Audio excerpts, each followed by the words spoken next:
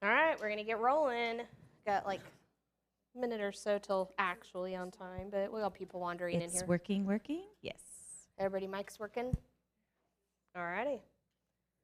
So thank you guys for coming. Joy and I have been doing this for quite a while now with the support of everybody that's sitting up here for sure.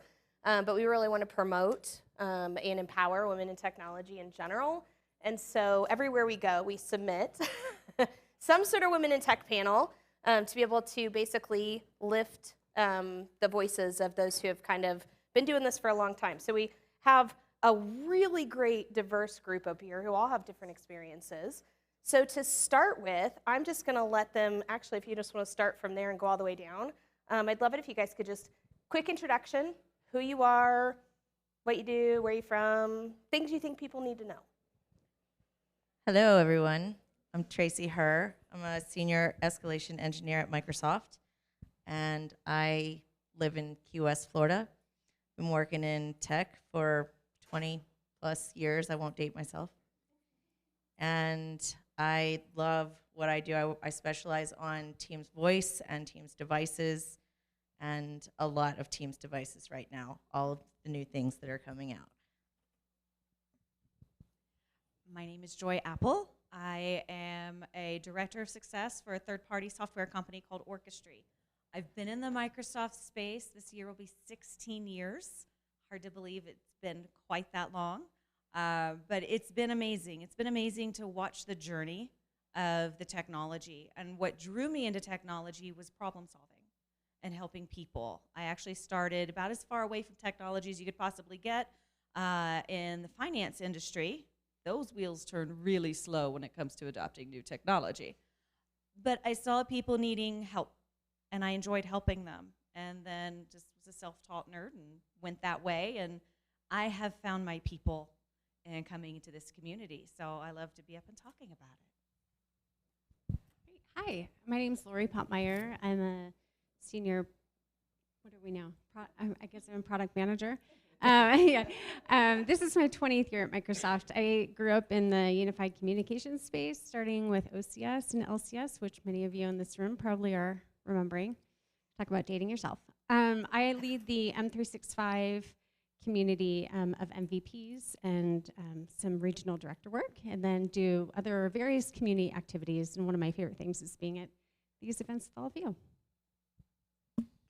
Hi, everyone. I'm Caruana Gatimu. I work at Microsoft. I'm the lead of the customer advocacy group that is lucky to have Lori on it. I've been in the Microsoft ecosystem almost 30 years. I'm a business solution architect by trade, and I really resonated with what folks said about helping people. I love technology, but I like people more.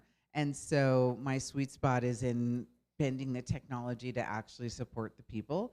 I have, I think, the best job for me and my skills. I love working at Microsoft and being able to help people all around the world with community and events and solutions and getting to travel and all that good stuff. So been a long time. But before I came inside Microsoft, I was just a member of the community like everybody else, going to SharePoint Saturdays and organizing them and going to user groups and really using the community to educate myself because I was in the middle of reinventing myself. And so the community really helped me for sure get where I am today.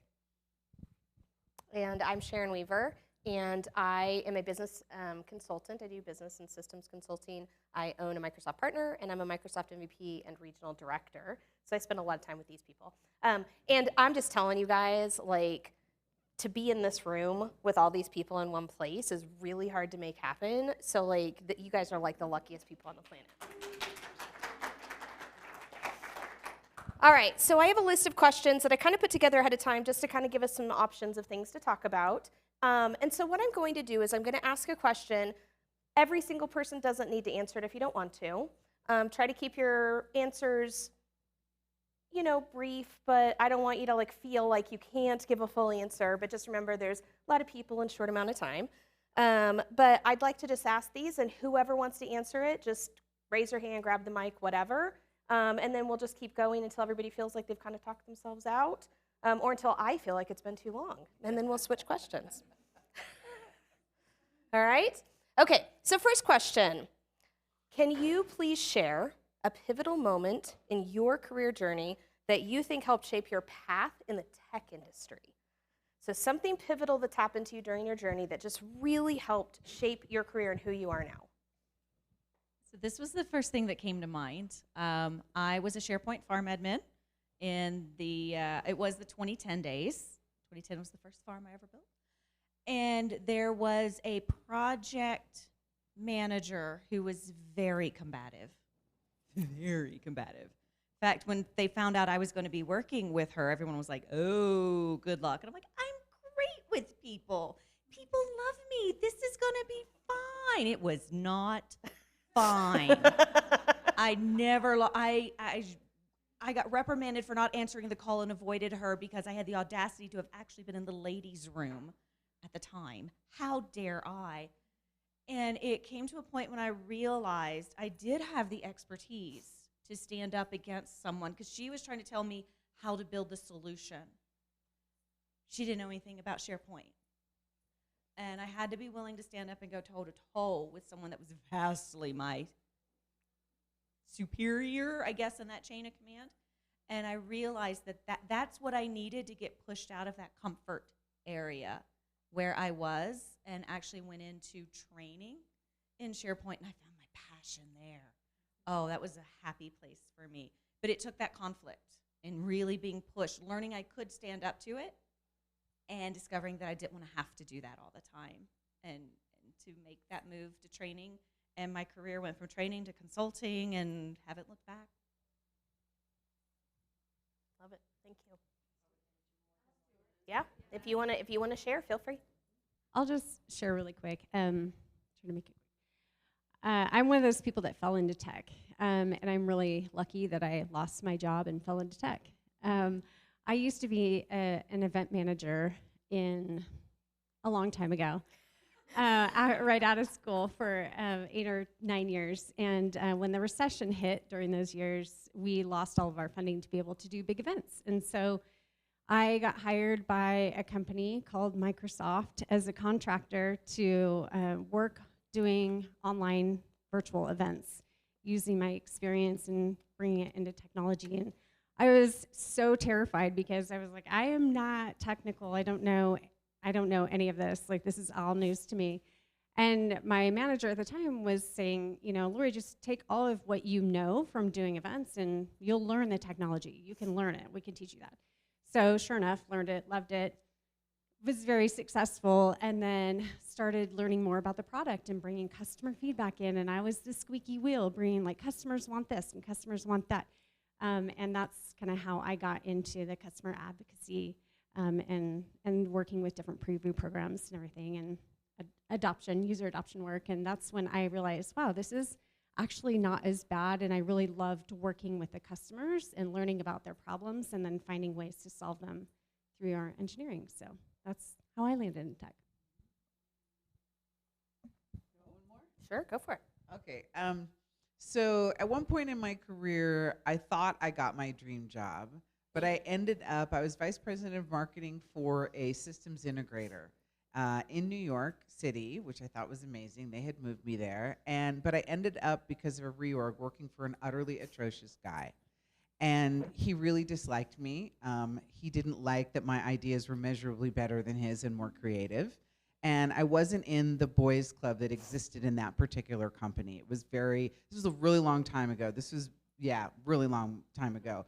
Again, I won't say which year that was, but and so there was another reorg, and he gave me a choice. He said, you can either keep your job and fire your team, or you can save your team and leave and take the parachute.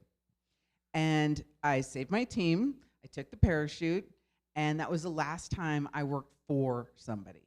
Like, now I lend my talents where they are appreciated, and sometimes I get paid, and sometimes I volunteer. But I had to change my mindset. I don't work for anybody anymore. I work with people. I support an initiative. I do something I believe in, but I don't throw my talent in front of people who don't appreciate it. And I'm not everybody's cup of tea. That's cool. Not everybody's gonna like me or my ideas or my style. I realize that I can be a complex individual, but I also bring a lot to the table, and people either like that or they don't. But that guy, he went down in flames after I left, which was, I gloated about for a moment, I have to say.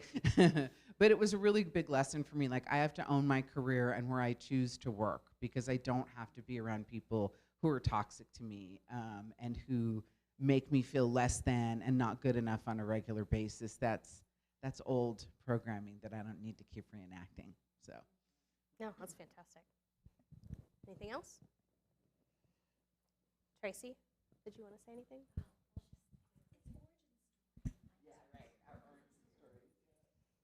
Mine is going to be short, I promise.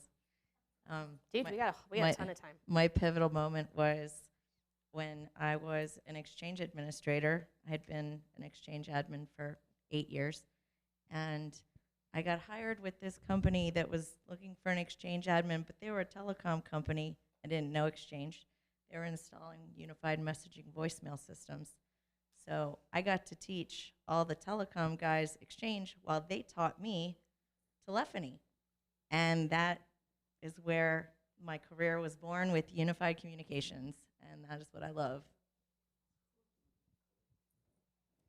Awesome. All right, so we're going to move on into challenges and resiliency. Okay? So, what have been some of the most significant challenges that you faced as a woman in technology, and how did you overcome them? And since I didn't answer the last question, I'll start this one off. And then I'll let you guys kind of chip in where you want to. And I just actually, just an article went out and I answered this question. And so I think about this a lot, but in women in technology tend to be a very low percentage of the overall population. And so, I mean, as much as, we're making great strides and things are getting better, it is still a little bit of a boys' club. And in my history, it was a lot of a boys' club.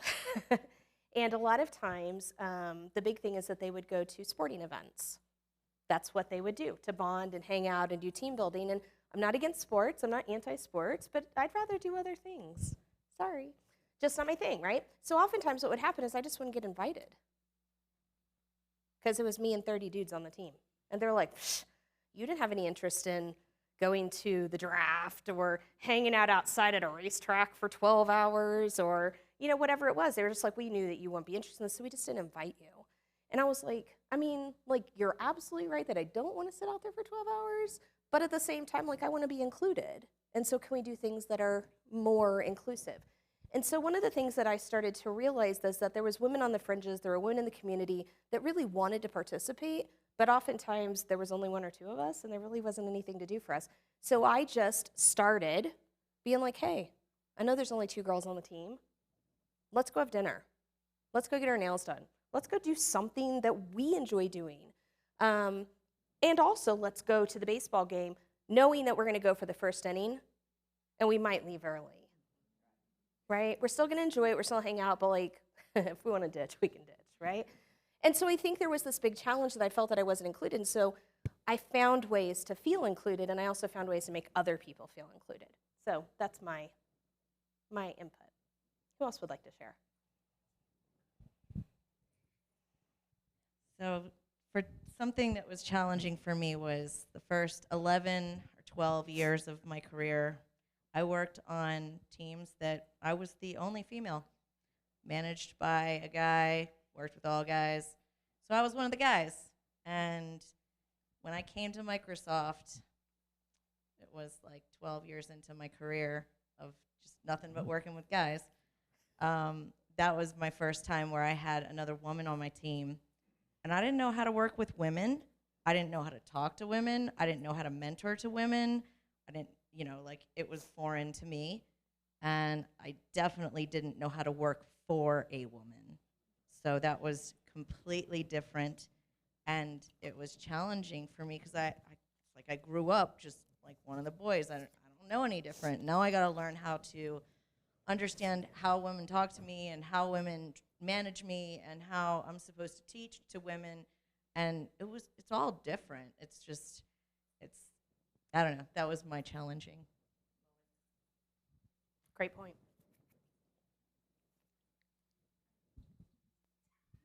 We all have lots of challenges. I'm going to call it the one. There's been two challenges that have been really prominent in my career. Number one is early in my career, before video calls were such a thing, I would be working with customers or clients on the phone. And they didn't realize that they knew I was female, but they didn't know I was a woman of color. And I had multiple situations where I'd finally meet these people and they were like, they'd look past me or they'd be like, "You're who I was talking to?" Like you could see it on their faces. They were like, "Her? Really? She designed this?" So there was that. That doesn't really happen very much anymore, but I do still get mansplained too on a pretty regular basis. And I have to say, I am very impatient with that now at this point. I know a lot about SharePoint and about Teams and about M365 and about, networks at scale. And like, I'm a reasonably technical person. There's lots more technical people than me, but usually the people who are mansplaining to me, I'm more technical than, and they're trying to tell me how something actually doesn't work because it doesn't work that way. I don't know. I probably should, get more centered and be more patient, but I'm really not. I just really stop people. I don't let them go too far with that anymore. Usually it's customers. I don't get this inside of Microsoft. I don't get mansplained to inside of Microsoft, but I do when I'm in the field. And so especially at customers or with maybe other partners sometimes, things like that. So the challenge is really my patience level. It's not their behavior, it's me. That made me think, when I was consulting, especially, when I was training, I would maybe going into a company and doing a private training class for their people to teach them SharePoint and all that good stuff. Sometimes it was public. And I did make a point, because I kind of learned this at my previous job. I would go in purposely overdressed, because I was taught, go in dressed like their boss, and they'll have just a little bit more respect for you. And that's not a male or female thing. That's just human psychology. And I did that. And I actually had someone pull me aside because I'm short and I don't have a lot of time for hemming up pants. So I wear dresses a lot. It's just easier. And I'm not good at coordinating things. So it's just easy. And then someone pulled me aside and said, "Don't you worry about dressing so feminine when tech is such a male?" And I was like, Oh. "But I am feminine." And it was just, there's those little perceptions sometimes, like you can't be too much of a woman if you're going to be working around so many men. Right. I haven't noticed that as much, I would say, in the last 7-8 years or so. But it was also a fun story. I got off a plane, went, shook hands, and met my point of contact for a customer once. We'd only exchanged emails. Shook hands. I told this story in Orlando. Shook hands. I said, "Hi, I'm Joy." I thought that was a typo. I thought you would be Jay. He was legit expecting a man to be there to be his consultant to do a SharePoint implementation project. Right, wrong, or whatever, it was just experience. Statistically, I probably should have been Jay. But the fact that it was like, you thought I was mistyping my own name in every email I sent you. I just thought that was funny. So that's what I have. That's some unconscious bias right there going on. And we all do that, but the goal is to work on it and make it better. Anybody else? Good? All right. Okay, moving on. This is a big topic for me. Like, this is near and dear to my heart, mentorship and role models. So how has mentorship played a role in your career, and are you willing to discuss any of your mentors that significantly impacted you, and do you mentor others? So it doesn't have to be all those things, but like, talk about mentorship. How does it impact your career? Did you have somebody that mentored you that really made a big difference, and or do you mentor others?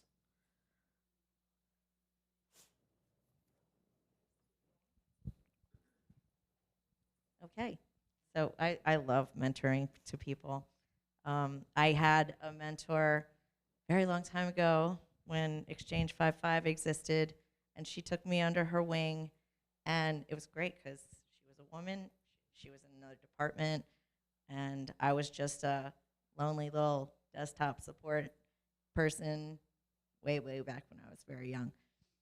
So anyways, when she did that for me, it boosted my career like to high places, and I thank her still to this day for that, because I wouldn't be where I am now without that opportunity. And she would let me sit in the server room while she was doing upgrades, and it was just the coolest thing.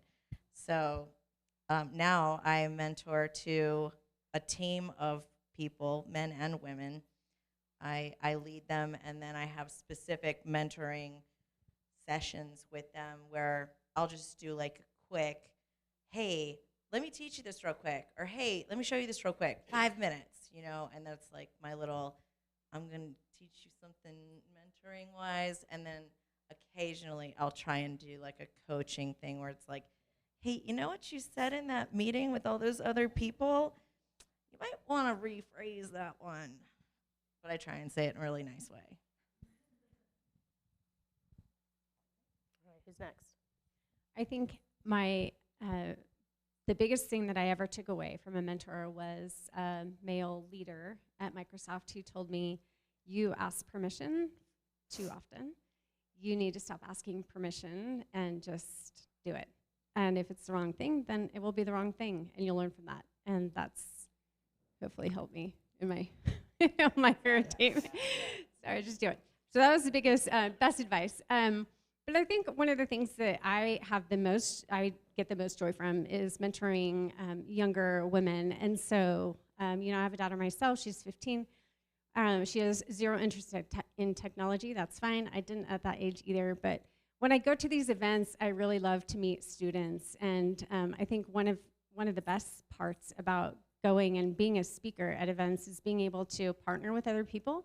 I love the panel situation, but also bringing people who are newer to speaking or newer to events to be my co-presenter or to help with Q&A or just be a part of it in some small way where they can just dip their toes in, get their feet wet, and really understand that they're big enough to be in this situation where they can be presenting and they can be a part of something really big.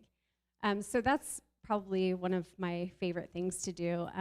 And I think my other mentorship is not a formal mentorship, but creating Women in Teams, which was the first Women in Teams organization that we created as a community of women.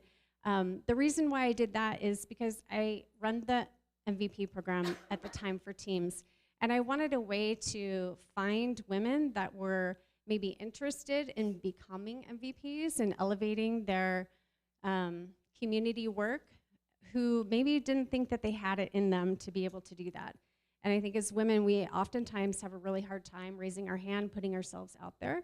There's a book called That's What She Said. That's what she said. It's such a good book. I would highly recommend it. And it really talks about how we have a difficult time putting ourselves out there as opposed to men who oftentimes will say, I'm qualified for this job, but they meet 40% of the requirements for the job. So I see that a lot in the MVP program is, women not raising their hand. And so I created that community just to get more awareness of the women in the community. And so again, not a formal mentorship, but has kind of created an opportunity to mentor women and to highlight their activities and bring them in.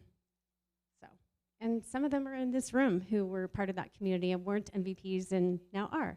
So, love that. That's awesome. You do that so well, too. For me, I like to separate the difference between being a mentor, which I do a lot, and I have been mentored, and being someone's sponsor. And I get the opportunity in the role that I have right now to do both. And so being a sponsor means finding an opportunity for someone when they're not in the room and saying their name, right? And recommending them for that particular opportunity, or making a move yourself that will create opportunities for everyone else. Like this recent move that my team did, going from sitting in teams to being accountable for all of M365, that was kind of a little bit of a risky maneuver that I pulled off inside of Microsoft, but I knew that it would create so many opportunities for people on the team to like expand and spread their wings, and that they were ready, and so was I.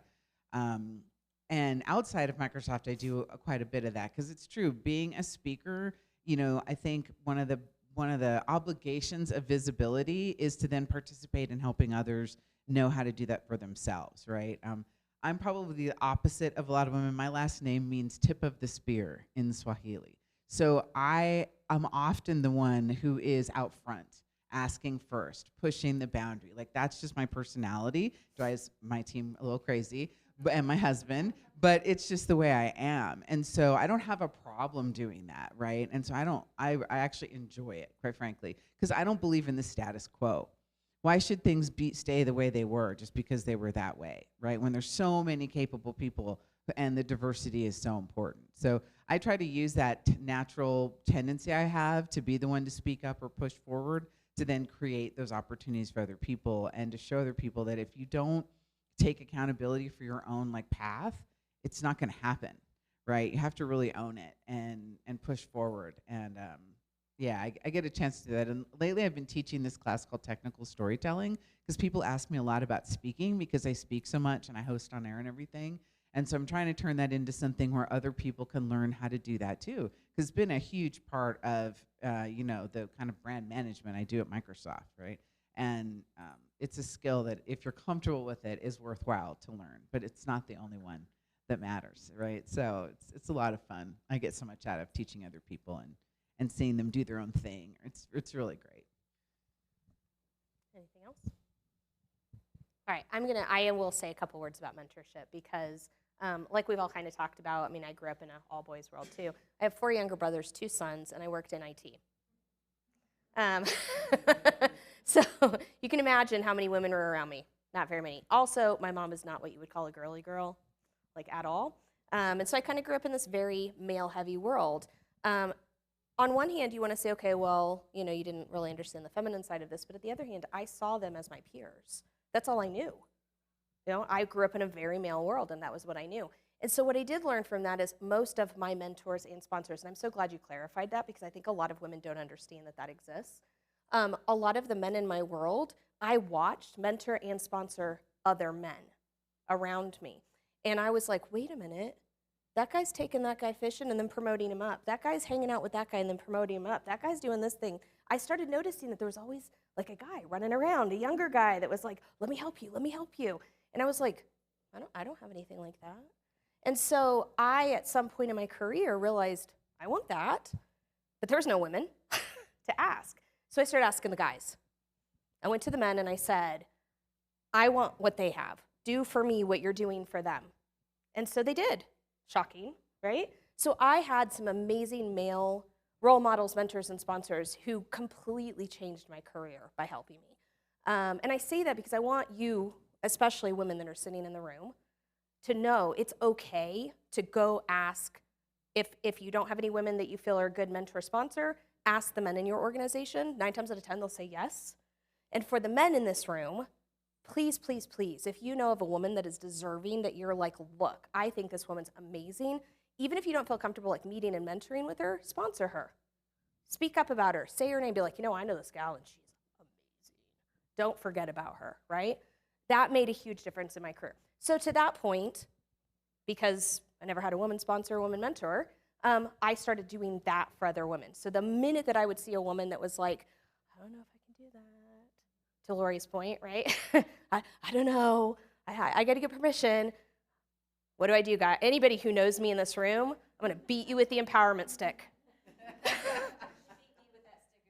I have beaten many people in this room with the empowerment stick, right? I beat with the empowerment stick. I'm like, you have the absolute right to do the things, all right? So that's one of the things. I just think it's so important to have somebody behind you, backing you up, supporting you, promoting you, helping you, guiding you. So if you don't have a mentor, anybody, if you don't have a sponsor, find one. All right, that's my 2 cents on sponsorship and mentorship. Okay, next. Now we get to the fun stuff. Innovation and contribution. In what way do you guys think that women uniquely contribute to innovation in the tech industry? And I'd really love to hear, so I'm so excited to have you guys here. I'd really love to hear, when you see it in terms of men versus women, right, and the innovation category in tech, what do you think that women are doing differently and maybe even a little better than men? I'm curious about all your responses. You guys all work in this.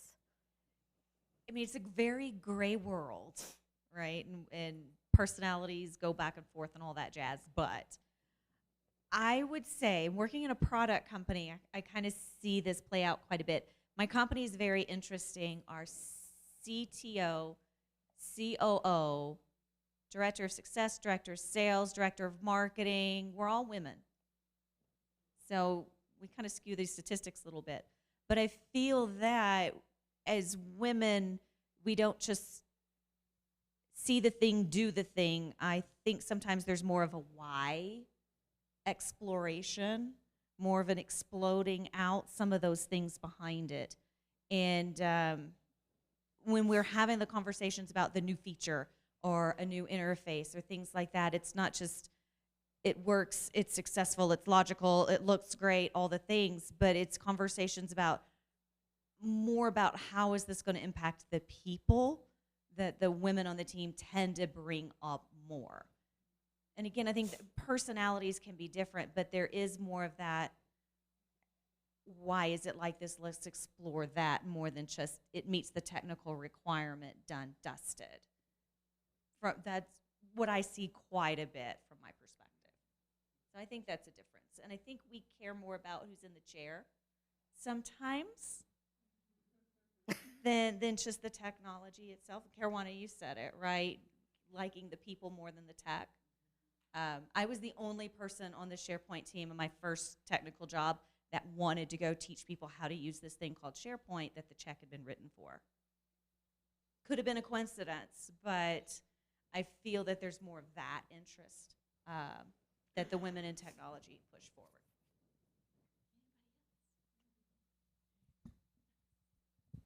It's interesting because I just came from this big event at MIT that somebody said my name as a sponsor, and so I got picked to go. I wasn't in the room, I didn't know anything about it, and it got to me, and I got to go. And it was a pretty even mix there of men and women. I was actually pretty surprised, and really lots of representation of people of color. In that environment, outside the Microsoft bubble, I don't actually think there's any difference between what the men and women bring in innovation. I think the difference is who gets the money.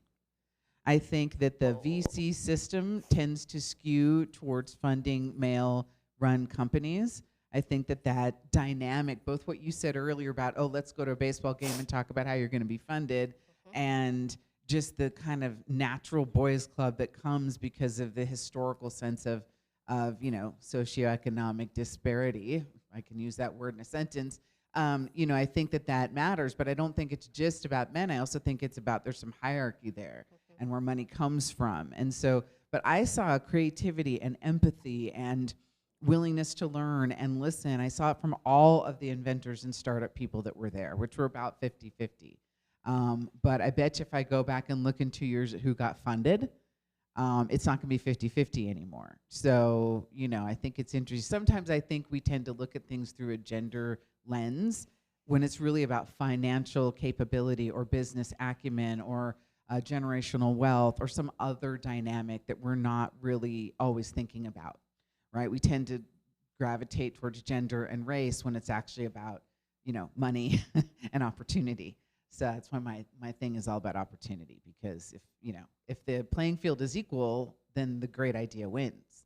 But if it's not equal to begin with, that great idea to solve climate change or, you know, educate people, close the education gap, this one woman gave this awesome talk on, you know, it's just really interesting. It's an interesting topic. I will just add that when there's money on the table, you will find it. Or you try. Yeah, you go for it. Yeah. Yeah. I don't have a ton out of that other than I do notice that we're in feedback meetings. So, you know, working a lot with the MVPs where they come and they talk to our product owners about their features. I do see more men speaking up than women contributing because they don't want to interrupt or they don't want to speak up. So that is a problem, that their voices aren't heard, whether their opinions or their requests are the same or different, that doesn't matter, but they're not heard as much because they're not the ones speaking up. But also, I see it on the other side when the product leaders are listening.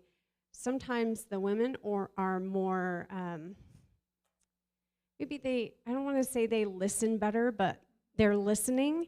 Whereas sometimes I do notice, and this isn't a always thing, but I do notice sometimes men have a tendency to already have a decision made up and are a little bit more closed off to what the customer is saying or what the MVP is saying. So I think just not as strong empathy maybe in listening. So that's pretty generic. I don't want to throw anybody under the bus, but I do see a little bit of that.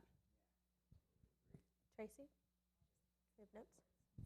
I just want to agree with Joy a little bit because I've seen so many times firsthand where we have people that I work with and they're male and they'll just start saying, why don't you try this, try this, try this. And then a woman will come in and say, why? What are you trying to accomplish here? What is the purpose you're doing what you're doing? Let's understand more about this before I just try and throw a solution at you. So it's a completely different perspective, like coming at the problem two different ways. Let me just shoot you all these learn articles. No, slow down. Why are we doing what we're doing? Why are you clicking that button the way you're clicking it? Why are you configuring it the way you're configuring it? Once we understand all that, then we can know what is the right solution for you.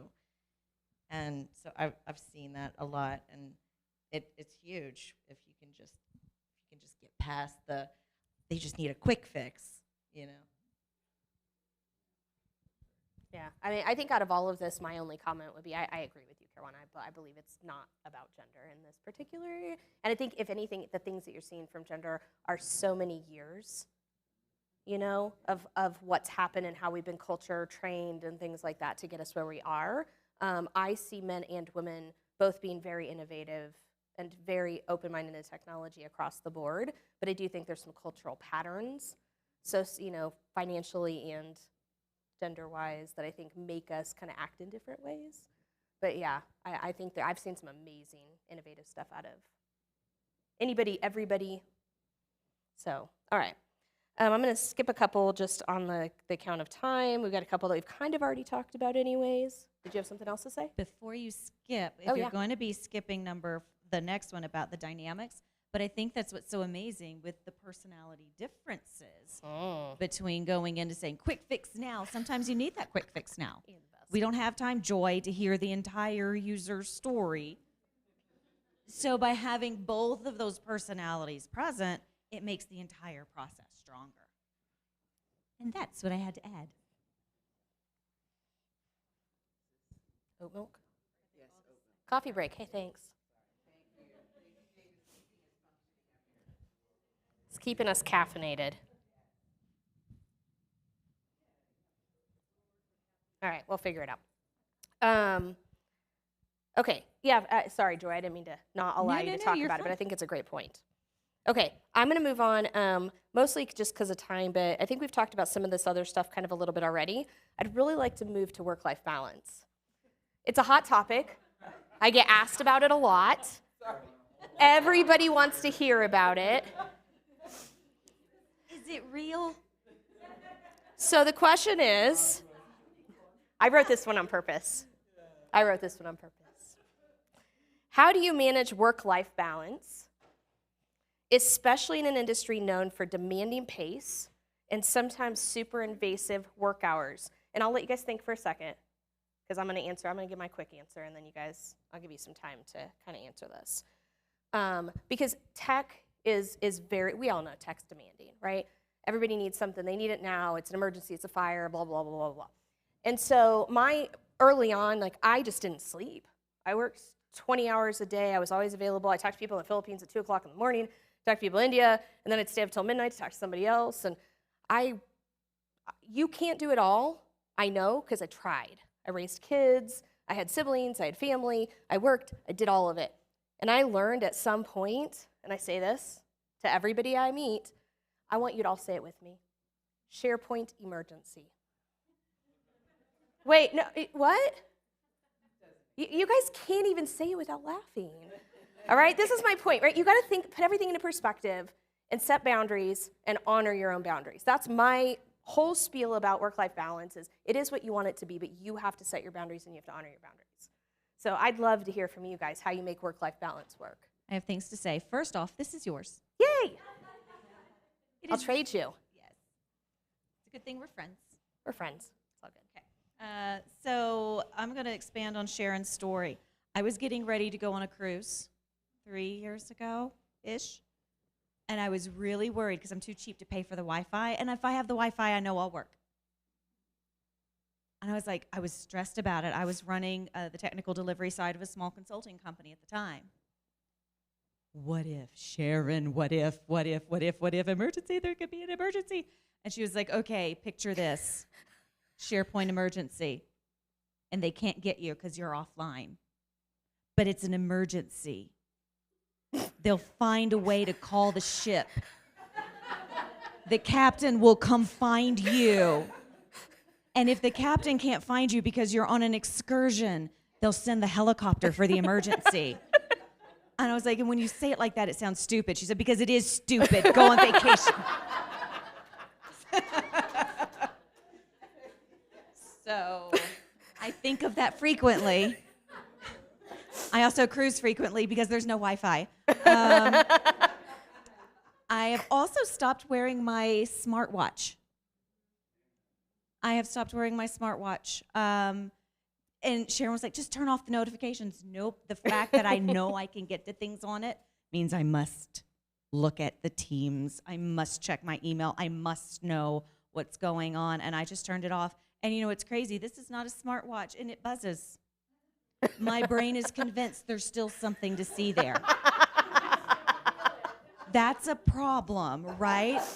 I mean, it's only been about a month now that I've stopped wearing my smartwatch, right? So I'm still going through the notifications. Phantom buzzes. It is. It is. It's totally addiction. I'm going through the withdrawals of it. But I think that shows like that we're a little too connected sometimes, right? That we are human beings. And it's funny because I'm such a hypocrite. I tell the 2 members on my success team all the time, you're a human being, not a machine. Take your lunch break. Go let your brain disconnect. If you work 9 hours in a day, stop it. Put it on your time card so I know. Make up for it on Friday. Take an extra long lunch break. Go take a nap. Do something because we are humans. We're not machines. And if the technology fails because we worked 40 hours instead of 45, that's not a human problem. That's a problem that needs to be fixed in other ways. And I know some people in the M365 team, I'm pretty sure the technology's not going to fail if we don't work extra overtime. That's all I have. For me, work-life balance is all about saying no. And saying no doesn't have to be the word. It could be, I'm declining this meeting invite. Sorry, I feel really terrible about declining this meeting invite because I really think I should be there, and I think that they need me. And I feel bad because I feel like they need me. But then I think, well, they're in Pacific time and I'm in Eastern time, and I really shouldn't be working at 7 p.m. just because they're in Pacific time, even though I know they need me. So I go through that, you know, and I have a work phone. I do not have my work on my personal phone. When it is 5 or 6 o'clock, whichever I decide to stop working, I leave my work phone on my desk with my computer, and I leave the house and go out to dinner with only my personal phone. My smartwatch is only connected to my personal phone. That is how I do it. I feel like a lot of people are getting to that point where you're separating out work and personal, like physically. During COVID, I built an office in my backyard, and that was the best decision that I ever made because I have to walk to work. And then I shut the door and I go back inside. And when my office was in my house, it was just always staring at me. Like I would be sitting watching a movie and my office was right there. Like I'm just gonna go do one email, oh, I have to set up one email, but I have to be at my desk to do it so that I can do whatever, right? No. So it's been really, really nice having that separation. Yeah, that. Ooh, yeah. So that was the best thing that really, really helped, is having that separation. And then for meetings, I have a great manager who tells us to decline meetings. So I am trying really hard to get in the habit of declining meetings and using intelligent recap, because we have this thing called intelligent recap and called Copilot that now can help us get our act together when we have other things to do and aren't able to make it, because there's only so many hours a day. So really trying to use the tools that I have at my disposal to allow me to have more work-life balance. And it will continue to be a challenge forever, because I'm one of those people too, right? Like, I have to be there. I have to be the one to do it because nobody else is capable. Like, that's ridiculous. But I feel really good when I am not at something and everything goes fine and I get to know what happens because I have the tools to tell me. So that's it. I'm one of those people who works a lot of hours, but I happen to absolutely love it. And so it's a choice. But I also have absolutely no problem disconnecting whatsoever. When I go on vacation in the first hour, I don't even have to uninstall Teams. I just don't look at it. I'm on vacation. I earned it. If they really needed me, they'd schedule the meeting when I could show up. And Yes. so therefore, they don't actually really need me. If I'm that important and critical, then I'm doing a bad job as a manager because I haven't shared the knowledge. So I should not be indispensable in anything that I do, even before I was manager. And here's the real kicker. If I'm a bad example, my team will never let up. They are the most passionate, most dedicated, most loyal people that I've ever had the pleasure to manage. And if I don't keep my act together and set a bad example for them, they will all implode. And I just can't have that.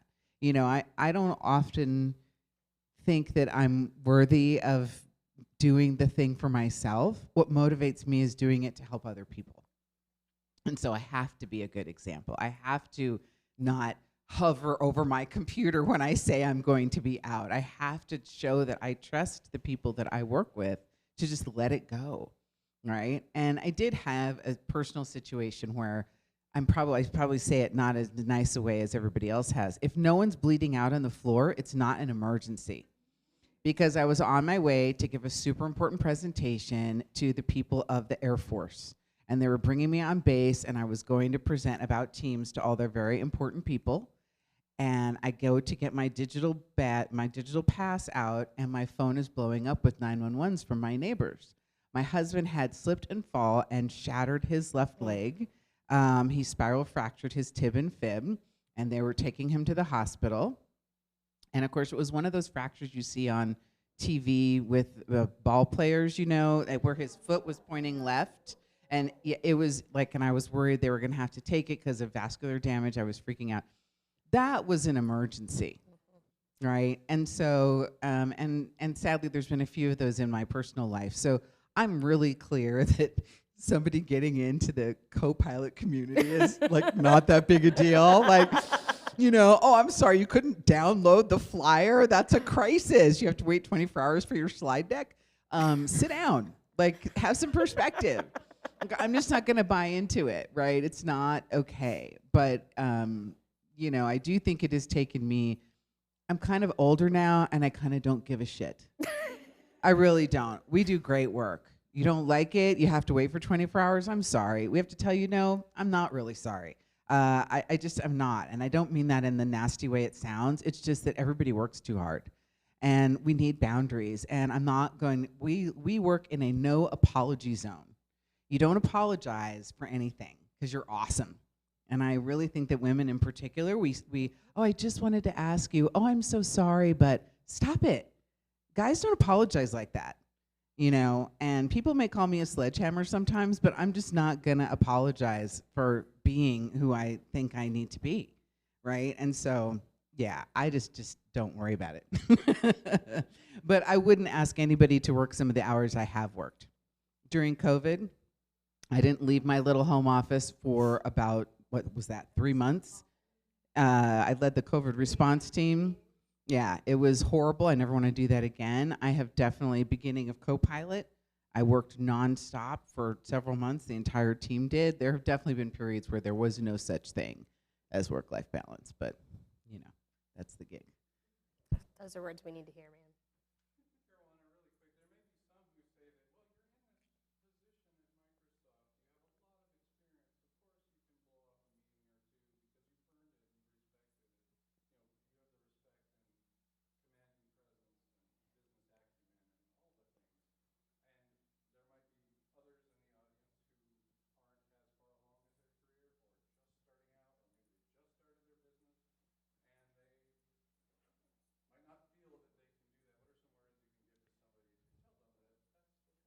Well, I think there's a time and place for everything.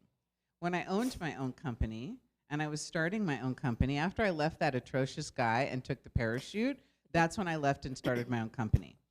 And I worked a lot then. I worked a lot, and there was no work-life balance because I was starting up a new company, right? That's different than when I'm more mature in my career and my husband gets hurt and I'm just gone for 6 weeks with no notice. And like there have been times where the opportunities are such that you have to work really hard. And we've talked about this before on the team. When we do event production, there's no pushing the date. The show starts when the show starts. So the stuff needs to be done by the time the show starts, right? And so there are certain situations where I don't think you can really say no, right? But I do think when you're early in your career, it's important to identify if you work for somebody who's toxic, who's taking advantage of the fact that you're willing to learn and work. That's not the same thing. That's unhealthy, right? And if you say, I have to take my mom to the doctor, or I need to go get my dental checkup, and they're giving you some kind of guilt trip, that's toxic behavior. And you need to look for another job with a better boss, right? Don't work for a jerk. Yeah.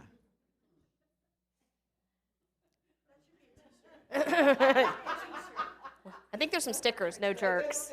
There's a sticker in there, hashtag, don't work for a jerk, seriously. Don't work for a jerk. That's tweet worthy there. All right, we got about 10 minutes left. And I want to kind of split this. We have about 5 minutes for one topic and 5 minutes for another topic. So speed round. All right, first question is, future of tech. Looking forward, what trends in technology are you most excited about? And how do you see women playing a role in these? And honestly, you guys just talk about it, exciting new tech, but if there's a flavor to it where something comes up about women, that'd be fantastic.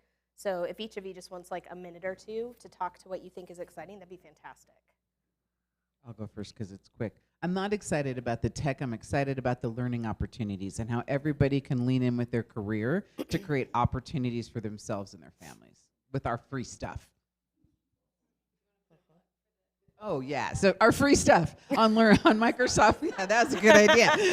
See why I sit next to her? She tells, yeah, you go to adoption.microsoft.com. You go to Microsoft Learn. You figure out what you want to learn, and you get those badges, and you proceed to, create real credentials for yourselves, right? It's a huge deal. I think that's huge. Yeah, I think along those lines, I think, this world that we're in with Copilot and AI is moving so fast that, some people are freaked out like, oh, this AI stuff is going to take my job and what? But in reality, it opens up so much opportunity for all of us, whether it's looking into a new career or learning a new technology. For me personally, it's like, finally, I have help. I'm one of those people that looks at a blank slide deck and it's just, I can't get started. Or I look at a blank Word doc and I'm like, oh my God, I have to write this strategy doc. It's supposed to be, cover all these things, and this is going to take me forever. And now we have this technology that can get me 75% of the way there, and I can go and I can just get so much more done so much faster. And I think that, leads to our last topic, which was work-life balance. And, how can I do the same amount of work in less time and actually be able to enjoy a little bit of life? So I'm excited about that part of the tech. The advent of AI feels a lot to me like when computers first started coming out for the workplace, right? And who gets the computer? Who should have the computer? Who's the computer going to benefit the most in this company or in this office? And we've been hearing those same conversations around the AI license and the Copilot license and all that. But we all know it's not going to be long. It's going to be much faster than with computers. everyone's going to have it, right? And the innovations there, the assistance, the meeting recaps, the intelligence recommendations, it's going to be amazing. I think, Caroline, I'll echo what you said, the learning there, the things that people are going to be able to accomplish with that, that's very, very exciting. And I think from the perspective of people, more and more we see men and women, diversity, just getting better and better and better in tech and in the workplace in general. But you know, I can speak from the place of when I started my career, there weren't panels like this that I knew about. I didn't have that. You know, I figured it out on my own. People came along beside me, and I had bosses and managers that were very encouraging. So that excites me that as these innovations come in and we learn how to use AI to its fullest advantage to benefit ourselves and our companies and our productivity, that we're going to be doing it with everybody having a place at the table. That gets me very, very, very excited.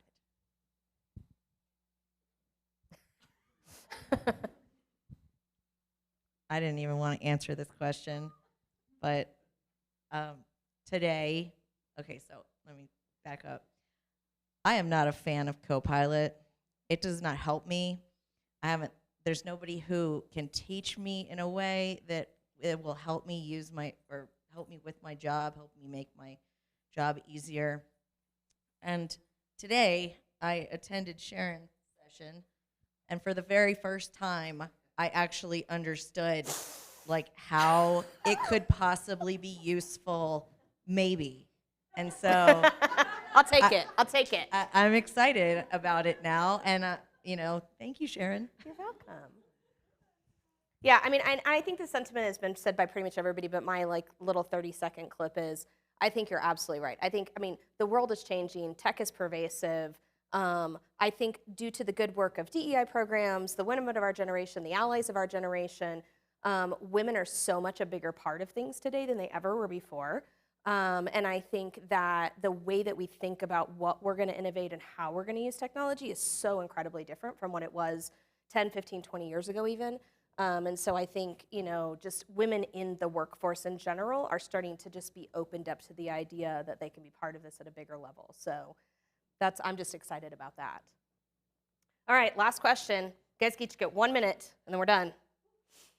All right, what's your 1-minute piece of advice for aspiring professionals? So what advice would you give to young women who are considering a career in technology, but they're not sure? Just try it. And if the goal doesn't scare you, it's not big enough. And that sounds really cliche, but I literally have to tell myself that probably at least once a week. If you're not a little bit nervous about trying something new, learning something new, doing a thing, then I need to make that goal a little bit bigger. Not to the point that I'm like freaked out and stressed out all the time, but it should be a little bit of a stretch. I moved to a company, I wasn't sure I wanted to go to the third-party software space. And I did, and it's been amazing, right? It's a great job. I'm learning things. I work with amazing professionals every day. I took the chance. If I had hated it, guess what? I'm still proud of myself because I took the chance, and now I know something. Didn't like that. Going to go do something else. The opportunities are there. They're absolutely there. I would say go take an A+ class and go take a certification course and try and get certified on anything. And that'll tell you if you like it or not. Ain't that the truth? I would say don't compare yourself to your peers. I've talked to a lot of young women who are in computer science programs who are at the end of their rope and after their freshman year are just done. They can't keep up, they don't think. And I would say just keep at it. Don't compare yourself. Just stay the course and do the thing. There's a lot more than just coding, as we all know in this room. For those of us who aren't super technical and don't want to code, there's lots of ways to problem solve, to be in communities like this. So I would say just stay the course and get help with mentorship and or do some things outside of what you do in school. That's usually what I tell people. I told that to the gal that was doing my nails a couple of weeks ago. She's in computer science and was saying that she's just done. And I was like, hold on. So, yeah. That's all super great advice. I think for me, it's about staying curious. Like staying curious and believing in yourself, I think are two like characteristics that are really important. And you know, I feel like there's so much opportunity for us that we have this ability to find something that fits us perfectly. Like, don't lose hope. There's a gig out there that you're going to love the way we love ours. If you don't have it today, that's cool, but you can get it if you are willing to work towards that objective. You know, it takes time. One thing I do see with some of the younger folks that I do mentor is that they're very impatient. Or they say, you know, I want to be a CVP in 5 years. Why? Do you even know what that job is about? That's a bad job, man. That's not good. You don't get to code anything. You just have to look at budgets all day long. It's not that fun, really. So, you know, really think about why do you want what you want, too. I find that when you understand your own motivation, you can overcome whatever obstacles put in front of you a lot easier. Like, I know what gets me up in the morning, so I can keep myself motivated to keep going, even when it seems really hard. So thanks so much. And thank you, Sharon, for being such an awesome MC and organizer of this panel. You are awesome. We appreciate you so much. Thank you.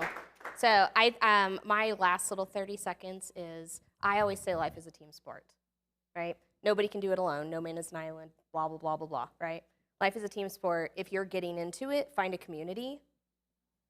Make friends, go with the community, find a cohort, find a group, don't try to do it alone, and then you'll figure out where you fit. So thank you guys all, everybody, for giving up your time and sitting here and answering these questions. We're so glad to have you. Thanks, everyone. Thank you.